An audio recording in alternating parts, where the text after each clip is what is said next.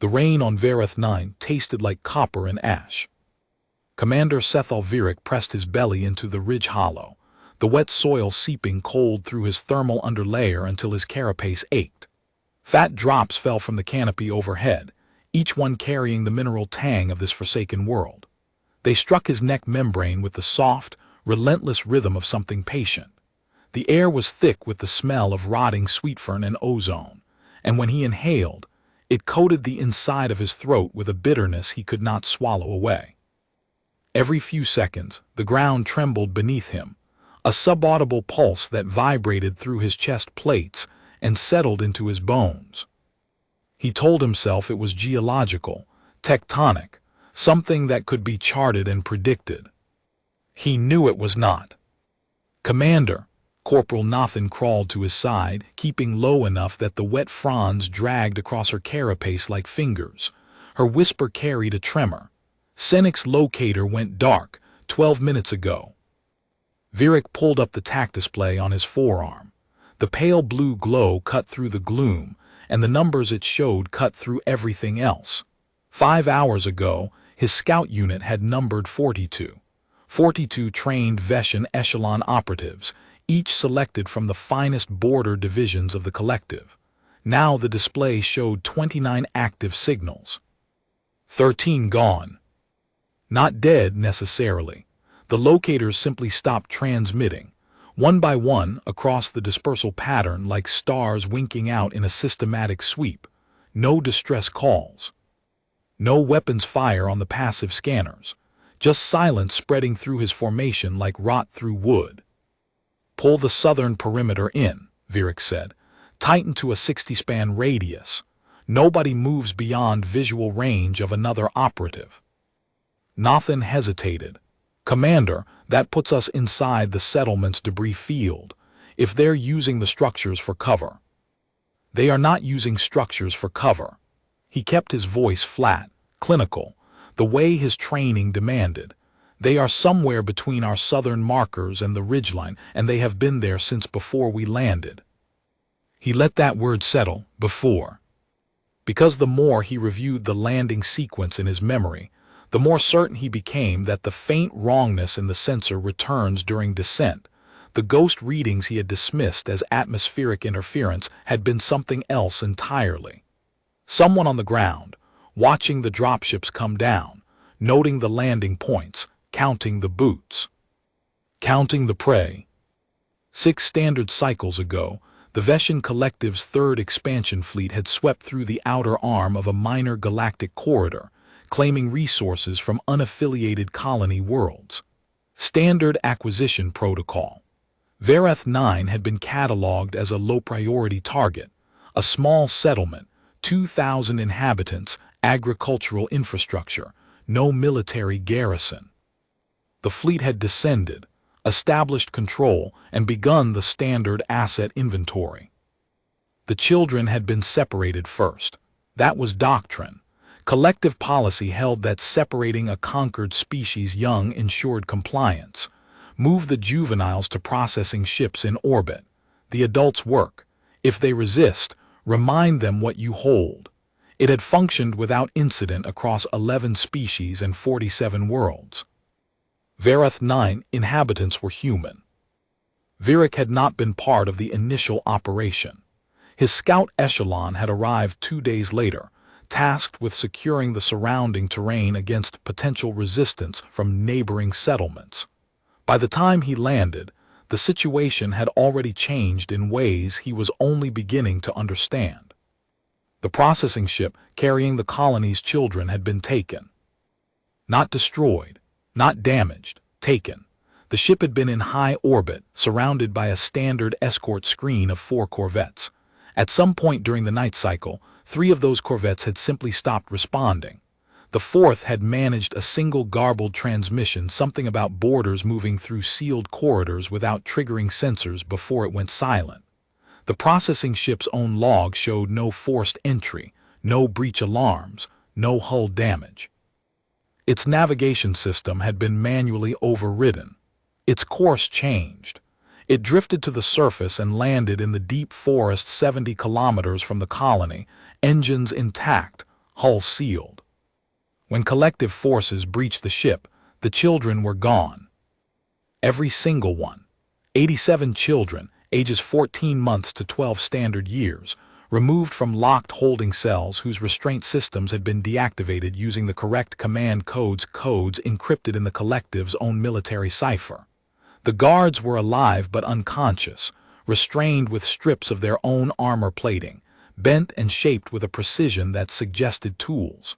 No tools were found. The guards' weapons were missing. That had been 4 days ago. Since then, Viric's scout Echelon had been deployed to locate the children and whatever force had taken them. His orders were direct: find the resistance element, assess its strength, and guide the main force to its position. Those orders now felt like a death sentence written in formal language. "Commander," Lieutenant Drossik pushed through the undergrowth on Viric's left, his breathing fast and shallow.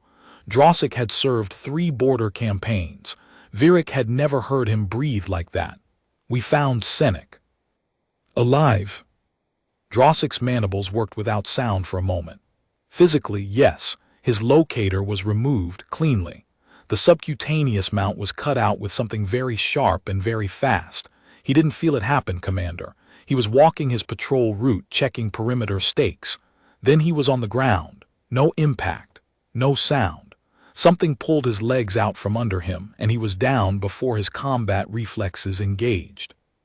When he could see again, the locator was sitting on his chest, and his rifle was gone.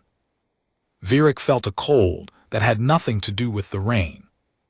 How long was he down? He estimates 90 seconds, perhaps less. 90 seconds. Something had closed on a trained Echelon operative, neutralized him without visible force, surgically extracted a subdermal tracking device, confiscated his weapon, and vanished all in less time than it took to field strip a standard sidearm. "Get him to the center cluster. I want full sensory data from his suit recorder." "Already checked, Commander. The recorder shows nothing. There is a 91-second gap where the visual feed is obscured by what appears to be foliage pressed against the lens. The audio is ambient noise only. Whatever touched him did not register on thermal, motion tracking, or bioscan." Nathan made a small, involuntary sound beside him. Viric wanted to make the same sound. He swallowed it and pulled up the tactical feed again. 29 signals. As he watched, another blinked out. 28. No distress, no weapons fire, just gone. "We are being hunted," Viric said. The words felt wrong in his mouth. His species had a word for it. Every sentient species did. But Veshan Echelon scouts did not apply it to themselves. They were the ones who found, fixed, and reported. The main force destroyed. That was the architecture. Nobody had briefed him on what to do when the architecture inverted. "How many of them?" Nathan whispered. It was the question he had been avoiding. The operational intelligence said the human colony had no military presence. No garrison, no militia armory, no weapons beyond agricultural tools and basic sidearms. 2,000 farmers, educators, and infrastructure workers. The kind of population that folded. But the children had been taken. And between that act and this moment, the farmers and educators and infrastructure workers had produced something that was disassembling his Echelon one operative at a time, without noise, without visible trace, without triggering a single piece of the most advanced detection technology the collective fielded. "All units," Viric transmitted on the compressed channel, "fall back to the primary rally point. Movement in pairs. Weapons live. Acknowledge by number." The responses trickled in.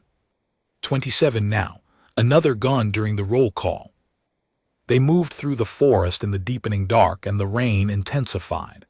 Viric's thermal sensors were useless. The canopy trapped heat. The soil radiated. The moisture scattered every reading into noise. His motion trackers registered the constant movement of canopy fauna, dripping water, wind-shifted branches. Everything moved. Nothing stood out. That was the problem. His technology was designed to isolate anomalies in a static environment. This forest was the opposite of static. It was alive in every frequency, and the humans were using that. They were not evading his sensors. They were invisible inside the noise. Operative Jeth disappeared during the march. His partner, Corporal Ressi, had been 2 meters behind him. She looked down to check her footing on a wet route 5 seconds. She reported later, maybe 4, and when she looked up, Jeth was not there. His locator was found on a flat stone beside the trail, placed neatly, almost carefully. His rifle was gone. Virik halted the column and ran a full sensor sweep. Every instrument he had: thermal imaging, ground-penetrating sonar, electromagnetic spectrum analysis, returned clean. The forest was empty of everything except his own people, the rain, and the small furred creatures skittering through the upper canopy. Clean. As if Jeth had simply ceased to exist. Ressi, Virik kept his voice low. You were 2 meters behind him, you heard nothing. Ressi's compound eyes were wide, the inner lids cycling rapidly, an involuntary fear response. Nothing, Commander, no footfall, no displacement of air, no sound of struggle. One moment he was in front of me. The next, the space where he had been was empty. The rain was falling on the place where his boots had been, and the boot prints were already filling with water. Virik processed that, filling with water, meaning Jeth had been standing there recently enough that the rain had not yet erased his tracks, but whatever had taken him had left no tracks of its own, on wet soil. In conditions that should have preserved every footprint with photographic clarity. That is not possible, Drossik said, his voice tight. A bipedal organism on wet soil leaves compression marks. The physics of it. The physics of it require feet touching the ground, Virik said. Which means either they are not touching the ground, or they are distributing their weight across a surface area that leaves no discernible print. He did not add the third possibility, that whatever was doing this understood soil compression well enough to erase its own tracks while moving. That it could read the ground so thoroughly that it knew which surfaces would hold a print and stepped only on the ones that would not. That was the possibility that frightened him most, because it implied a relationship with terrain that transcended training. It implied something that saw the ground the way a linguist saw text, not as dirt, but as a language made of pressure, moisture, composition, and time. Operative Tars vanished next. He had been in the middle of the column, flanked by operatives on both sides. No one saw him leave. No one heard him leave. He was present, and then he was not, as if the forest had inhaled and taken him with the breath. His locator turned up, wedged into the bark of a tree at shoulder height, Virik's shoulder height, not a human's. Someone had placed it precisely where a Veshan would find it at eye level. Virik stared at the locator for a long moment. The placement was deliberate. Surgical. The bark around it was undamaged. It had been pressed in with exactly enough force to hold, no more. Whoever did this was not just removing operatives from the formation. They were conducting a demonstration, and each removed operative was a data point in an argument. You are vulnerable. We are precise. We are choosing restraint. Double the spacing, Virik ordered. Every operative maintains physical contact with 2 others, shoulder to shoulder. If you feel the person beside you move, you lock them. They tried. For the next 300 meters of march, the column moved in a tight, interlocking formation. Each operative pressed against the carapace of 2 neighbors, weapons bristling outward. It should have been impossible to extract anyone from that configuration without triggering a chain reaction of physical contact, alarm, and weapons fire. Operative Denix disappeared from the center of the formation, while Virik was watching the columns rear through his scope. Ressi reported it. Her voice had gone flat, affectless, the fear having reached a level where it circled back to a kind of dead calm. Denix is gone, Commander. His neighbors report they felt no change in pressure against their sides. The gap just appeared. One step they were pressed against him. The next step, the space was empty. Virik did not respond immediately. He was recalculating. Not tactics, those had ceased to be relevant. He was recalculating the nature of what he was facing. Something that could remove a 100-kilo operative from between two others in a tight formation without either neighbor registering a change in lateral pressure. That was not stealth. That was not speed. That was an understanding of biomechanics so intimate that the extracting force knew exactly how much pressure the neighboring operatives were exerting, from which angles, and how to replicate that pressure during the extraction to prevent the gap from being felt. It was reading his people the way it read the terrain, pattern by pattern, force by force, and it was doing it in real time in the dark, in the rain. They were sending a message. Every placed locator, every neatly arranged component, every silent extraction was a sentence in a language that did not need words. We are here. We see you. We choose not to harm you. Yet, the yet was the thing that made the old brain in Virik's skull hum like a struck tuning fork. 12 minutes later, Virik's rear guard reported finding something that changed his understanding again. Operative Kess had found a small clearing just off their line of march, hidden behind a screen of dense sweetfern fronds.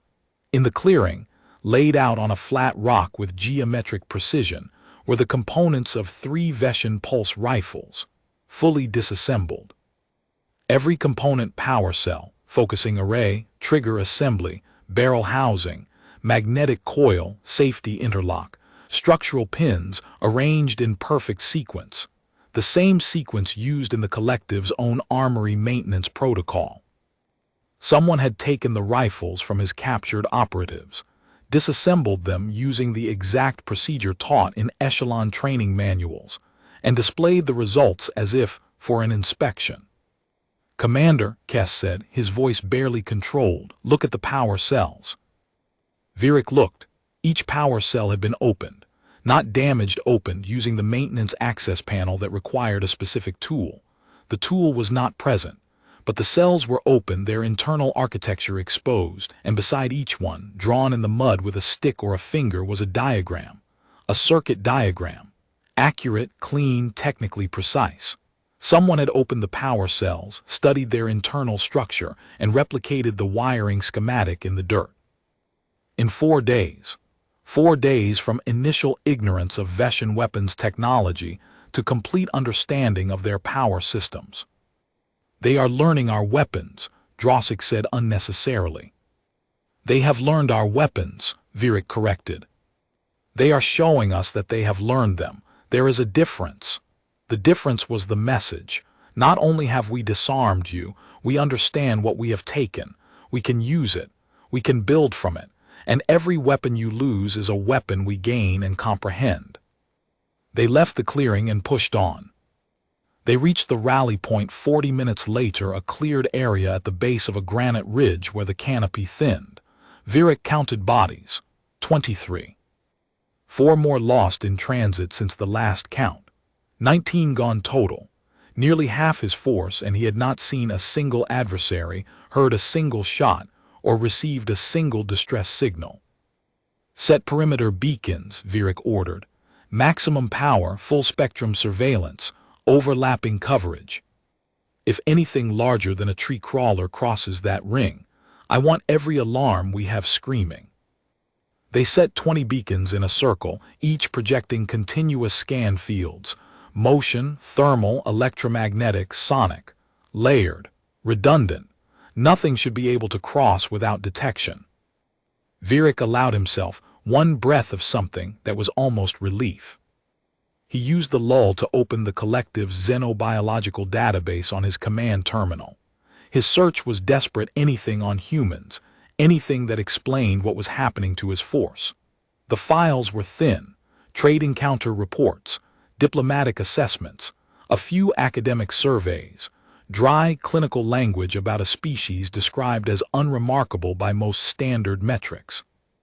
One entry stopped him cold. It was from a Teeth-Rani xenobiological survey of Earth's biosphere. The section was headed, "Persistence, Predation, and Cognitive Tracking."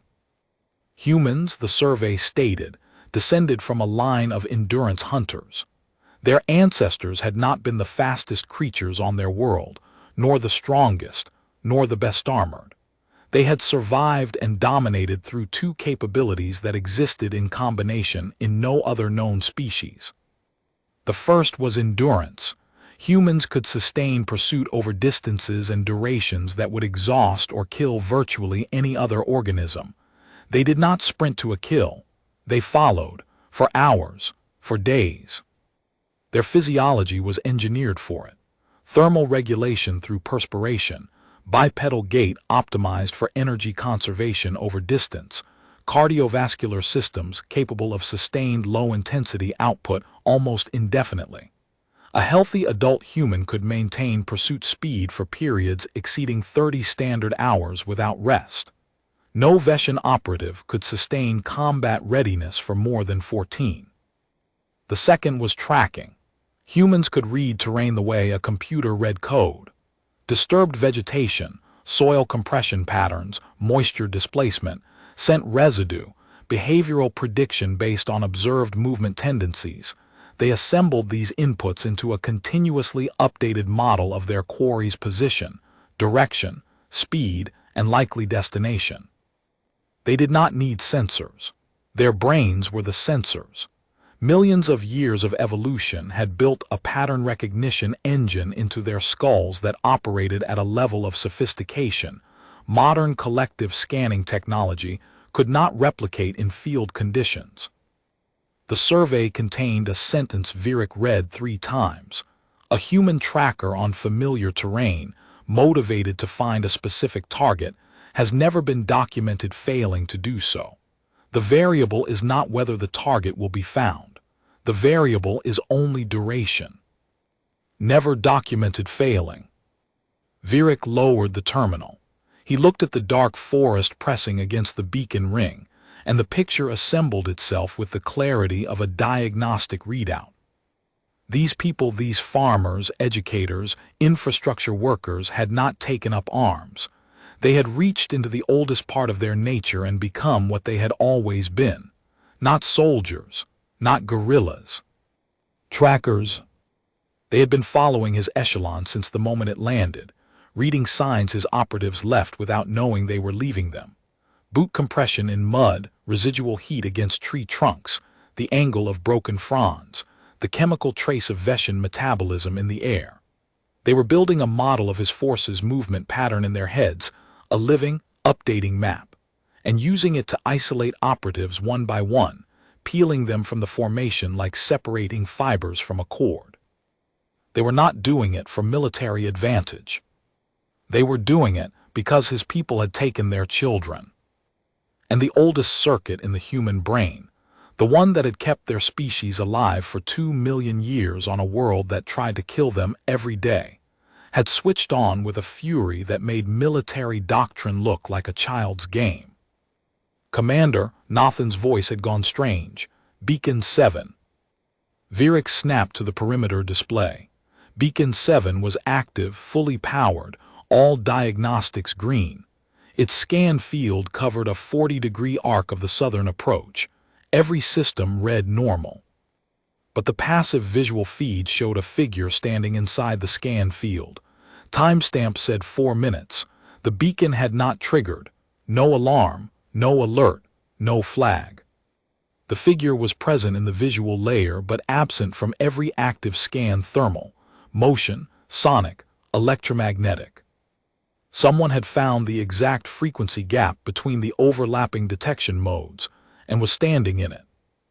That required knowing how the beacons worked, not in general terms, in exact technical detail, the refresh rate of the thermal sweep, the angular blind spots in the motion tracking, the harmonic intervals of the sonic pulse. Someone had either studied captured beacons or observed them long enough to map their detection patterns through trial and error. In 4 days, they had mapped a detection system that collective engineers had spent 3 years developing. Virik stood, his legs resisted, he overrode them. Do not fire. I want to see. He walked toward Beacon 7 alone. Behind him, Nathan made a low sound of protest, but he did not stop. 22 operatives with weapons trained on the dark backed him. If something happened, they would respond. But he did not think anything was going to happen. Not yet, because whoever stood there wanted to be seen. They had spent 4 days demonstrating what they could do in the dark. Now they were demonstrating something else, that the dark was optional, that they could stand in the full wash of his technology and remain invisible, that his advantages were not advantages. He reached the beacon ring and stopped. The figure was 8 meters away, standing at the base of a thick sweetfern trunk. Shorter than his operatives, broader, wrapped in something dark and irregular that broke the outline against the vegetation. A face, pale skin smeared with dark pigment in patterns that mimicked the bark and shadow. Eyes that caught the faint beacon glow and reflected it with a steady, unblinking focus that made the oldest part of Virik's brain scream to run. The human spoke. You have one of 2 choices, quiet, female, controlled in a way that suggested enormous energy held in deliberate restraint. Virik's translator rendered it without inflection. Return our children unharmed, take your people and leave this world. All of your scouts will be returned. None have been harmed. Virik processed. 19 operatives taken, not killed, captured. Silently, without injury, using methods his training had no framework to comprehend. That is the first choice, the human said. You have not asked about the second. What is the second? The human tilted her head. The movement shifted the pigment patterns, so that for a moment she blurred into the tree behind her, a trick of applied camouflage, requiring an understanding of light refraction, color theory, and visual perception that most collective optical engineers needed equipment to achieve. She had done it with mud and crushed leaves. The second choice is that you do not return our children, in which case we will come and get them. You are farmers, Virik said, not arguing, trying to understand. Yes. You have no military infrastructure, no weapons systems, no training in. We have 19 of your rifles now. 4 days ago we had none. We understand how they work. We have taken them apart, studied their power cells, their focusing lenses, their trigger mechanisms.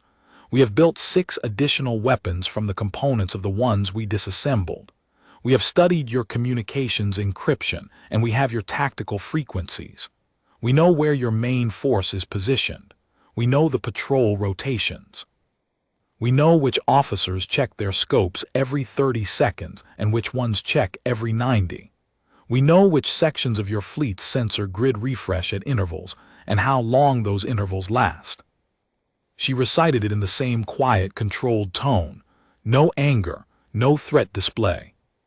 A factual inventory delivered with the patience of someone reading a supply manifest. How? Virik asked. We watched, we followed, we paid attention. A pause. That is what we do. It is what we have always done. On our homeworld, our ancestors followed wounded animals across open plains for days. They read the depth of a hoofprint in dried mud and knew the animal's weight, its speed, whether it was tiring. They watched the direction of bent grass and knew when the animal had passed. They listened to bird calls and knew when something large had moved through an area ahead of them. They did not outrun their prey. They outthought it. They built a picture in their minds, a living model of the prey's movement, constantly updated with new data, and they simply kept walking until the picture told them the animal would be in a specific place at a specific time. And it was. She let that settle. Your military encryption is a pattern. Your patrol rotations are a pattern. Your technology's detection gaps are a pattern. Your officers' habits are patterns. Patterns are what we see. It is the thing we are best at in the entire galaxy. And right now, every parent in this colony is applying 2 million years of pattern recognition evolution to a single problem, finding their children. Your children are not on this planet, Virik said. They were transferred to a secondary processing facility in the outer system. The human nodded. The Veshan supply station at the 4th moon of the local gas giant, Processing Block 9, Levels 2 through 7, 87 children. The youngest is 14 months old. Her name is Asha. Virak stared. We listened to your fleet communications for 2 days before we took the first scout. Your cipher is pattern-based. We had it broken inside 9 hours. Your tactical chatter told us everything. The children's location, the station's layout, the guard rotation, the resupply schedule. We know which docking ports are undermanned during shift changes. We know which airlock seals are serviced on a 3-day cycle. We know the name of the station commander, and that he takes his meals alone in his quarters at 300 standard. Each statement landed like a physical impact. Virak felt his operational world contracting the comfortable assumptions about technological advantage, about training superiority, about the reliable submission of agricultural populations, collapsing inward like a structure whose load-bearing walls had been removed one by one. I will relay your terms to Fleet Commander Asif, Virak said. We know. We are also monitoring that channel. If the Fleet Commander's response involves reinforcements or suppression protocols, we will hear it before your remaining scouts do, and we will respond. Silence, the rain had eased. The forest held its breath. How many of you are there? Virak asked. He expected no answer. Enough. How many is enough? Something moved in the human's face. Not her expression, the thing beneath it. Her eyes changed. Not their color or their shape, but some quality behind them. A focus that shifted from strategic calculation to something older, hotter, and infinitely more dangerous. Virak understood with absolute cellular certainty that this woman had a child in that processing facility, and that the force holding her voice steady was not discipline. It was the cage around a fire that could burn worlds. Every parent in this colony is looking for their child, she said. Every single one. We do not stop looking. That is not a decision we make. It is what we are. You took 87 children. You now have 211 parents who are not sleeping, not eating, not resting, and not stopping. Your technology does not help you. Your training does not help you. Your numbers do not help you. We were built for this. Our entire species was built for this from the ground up, over 2 million years, on a world that was trying to kill us every single day. She paused. The fire in her eyes did not flicker. We tracked animals across savannas where the temperature reached 60 degrees and the ground held no water. We tracked them through forests where visibility was zero and the predators outnumbered us. We did it without technology, without weapons, without anything except our eyes, our minds, and the refusal to stop. And we did it because stopping meant our families did not eat. Stopping meant our children did not survive. Her voice dropped, not quieter, denser. Now you have taken the children themselves. Do you understand what that does? Do you understand what circuit that switches on? We are not tracking for food now. We are tracking for the thing that made tracking worth doing in the first place. Every cognitive resource, every reflex, every evolved capability our species possesses is now aimed at one objective, recovering our young. There is no distance, no technology, no force that will make us stop. Because the alternative is not something our biology allows us to consider. She took one step backward. The darkness of the forest reached for her, pulling her outline into the wet black canopy, and within 2 seconds she was invisible. Not hidden, not obscured. Invisible in the way that something becomes invisible when it understands, at a molecular level, how seeing works. Virak stood alone at the beacon line. His hands were shaking. He looked down at them, the fine tremor in his fingers, and recognized a physiological response his species typically reserved for apex predators on the homeworld. Creatures the Veshan had driven extinct 10,000 years ago because they'd developed technology to overcome their biological disadvantages. The humans had not needed technology. They were the technology. He turned and walked back to his operatives. The TAC display showed 21 signals now, another scout taken during the conversation. While he'd been speaking to one human, others had been moving, always moving, never stopping. He activated his command channel. Commander Asif, this is Scout Commander Virik. I am recommending immediate withdrawal from Verath 9 and the return of all detained juveniles to the human colony. 4 seconds of silence. Explain, Scout Commander. Your force outnumbers the local population's combat capability by a significant margin. Negative, Commander. We do not outnumber them. Our tactical assessments were built on a fundamental misunderstanding of this species. They are not a passive agricultural population that took up arms. They are a predator species that was practicing agriculture until we gave them a reason to stop. Your Echelon has advanced scanning, thermal detection. All neutralized. They have mapped our technology's detection gaps through direct observation and adapted their movement patterns to exploit them. They have captured 21 of my 42 operatives without injury, without weapons fire, and without triggering a single alert. They have broken our communications encryption by identifying the underlying pattern structure. They know our fleet positions, patrol rotations, the location of the detained children, the layout of the processing station, and the personal habits of its commanding officer. That is not possible. They are an agricultural settlement. They are humans. Humans are persistence predators. Their evolutionary lineage developed tracking and pursuit capabilities that exceed our scanning technology in any field environment. Their brains perform real-time pattern recognition at a level our sensor suites cannot match. And when their young are threatened, these capabilities do not attenuate. They amplify. Every parent in this colony is operating as a dedicated tracker. Their target is their own children. They will not stop. Scout Commander. Sir, I have read the xenobiological surveys. Their ancestors tracked prey for 60 consecutive hours across open terrain without rest. Those ancestors were tracking for food. These humans are tracking for something their biology values above food, above safety, above their own survival.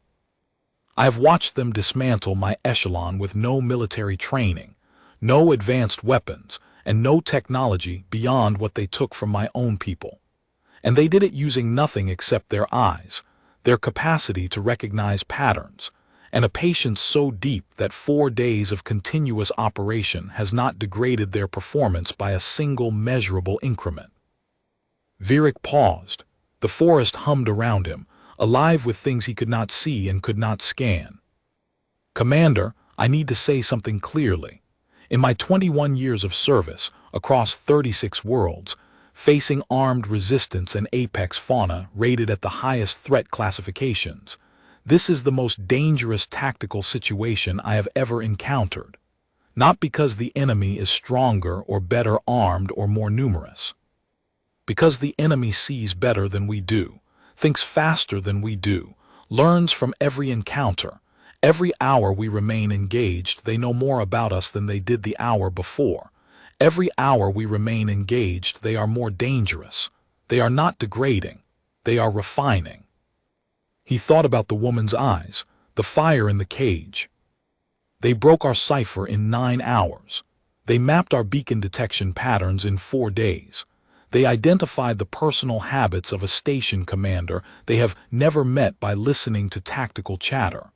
Their pattern recognition under parental distress does not degrade, it accelerates.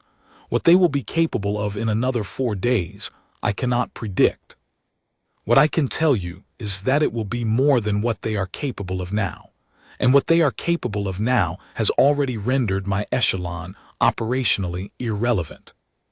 The channel was silent for 12 seconds, the longest 12 seconds of Virik's military career. Your recommendation is full withdrawal. My recommendation is full withdrawal and the immediate return of every child, not as a gesture, as a survival measure. Their objective is the recovery of their young. If that objective is met, they have no reason to pursue further action. If it is not met, they will expand operations.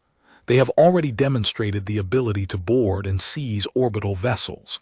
They are learning our technology faster than we can change it. If we force them to come to the processing station, they will come, and they will bring everything they have learned from 4 days of studying us. Another silence. Virik counted heartbeats. If we return the children, what guarantee do we have? Their word, and the fact that their objective is recovery, not destruction. This distinction is genuine, Commander, but it is conditional. The condition is the children. Remove the condition and the objective changes. Acknowledge, Scout Commander. I am issuing the recall order. Virik closed the channel. He stood in the dark, rain beginning to fall again, and watched the TAC display. 20 signals. Another gone while he'd been talking, always during the talking. As if they understood that his attention had a focal point, and they operated in the edges of it. The shuttle's descent beacon appeared in the upper atmosphere 19 minutes later. Virik watched it come down through the cloud layer, a single bright point tracking toward the colony's landing field. Around the clearing, his remaining operatives stood in their tight formation, weapons aimed outward, eyes on the dark. The forest exhaled. They came from everywhere, not from hiding places they had not been hiding. They had been everywhere all along, moving in the spaces between awareness.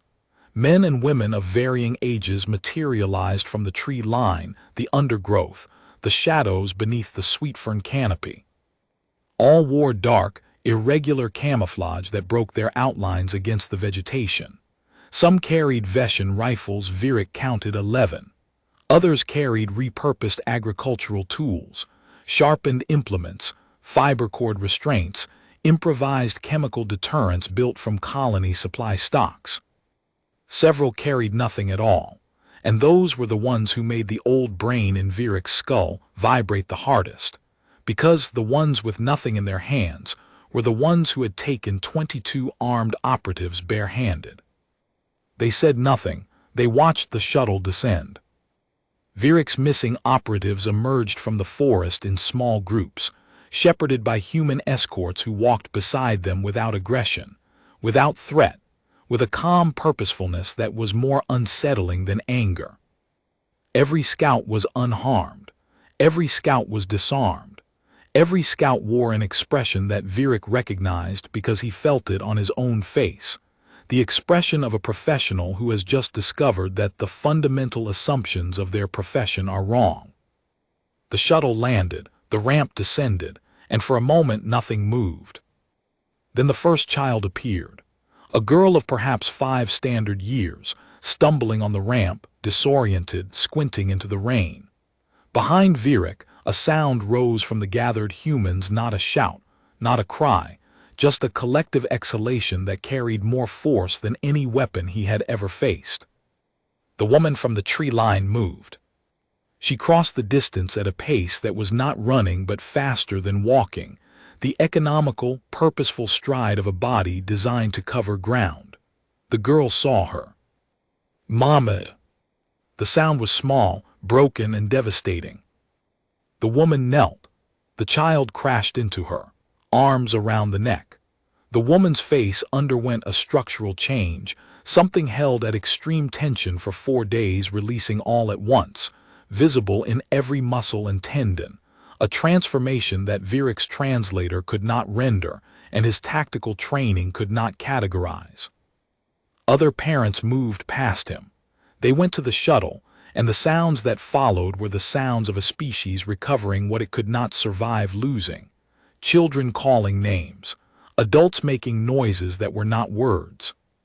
Small bodies lifted and held with a fierceness that bordered on violence, as if the parents were trying to physically absorb their children back into themselves. Virik stood among them and felt invisible in a way that had nothing to do with camouflage. He was witnessing the end state of the most effective military operation he had ever encountered, and it was not a victory celebration. It was not even relief.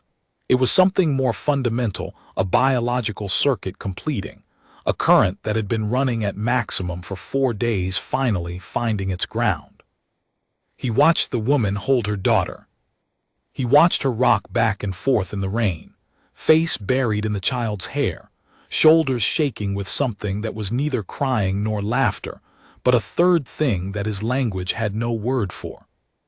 The Xenobiological Survey had described persistence predation as a hunting adaptation, an evolutionary strategy for securing food on a competitive savanna.